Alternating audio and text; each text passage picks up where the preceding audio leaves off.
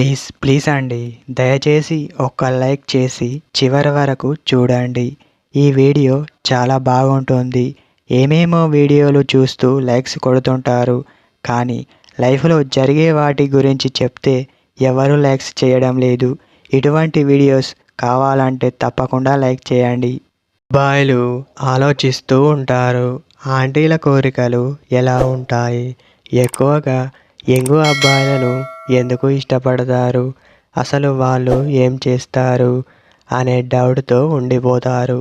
అమ్మాయిలు వాళ్ళ ఇంట్లో పరిస్థితుల వల్ల కొన్ని నిర్ణయాలు తీసుకోక తప్పదు.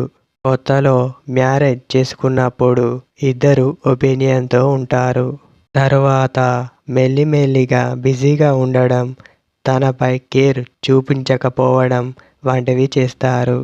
అలాంటప్పుడు ఇంట్లో ఖాళీగా ఉండేవారు ఎలా ఆలోచిస్తారంటే తోడుగా ఎవరైనా ఉంటే బాగుండు అని అనుకుంటారు.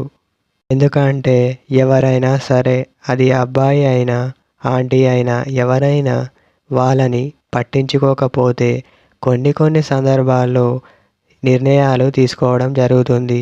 తప్పు మార్గంలో వెళ్ళడం కానీ అలాంటివి చేస్తూ ఉంటారు. అప్పుడు వాళ్ళకు ఏమి చేయాలో తెలియక ఇటువంటి పొరపాట్లు చేయడం జరుగుతుంది.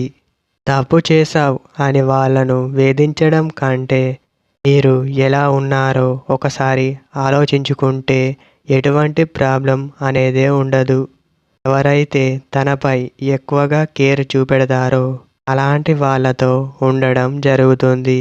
అంటే చూస్తూ ఉండడం, ఎక్కువగా కేర్ చూపించడం. టీన్ ఏజ్ అబ్బాయిలు కావచ్చు, అనేక విషయాల్లో తోడుగా ఉంటూ ఎక్కువ కేర్ చూపించే అబ్బాయిలను ఆంటీలు ఎక్కువగా కోరుకోవడం జరుగుతుంది.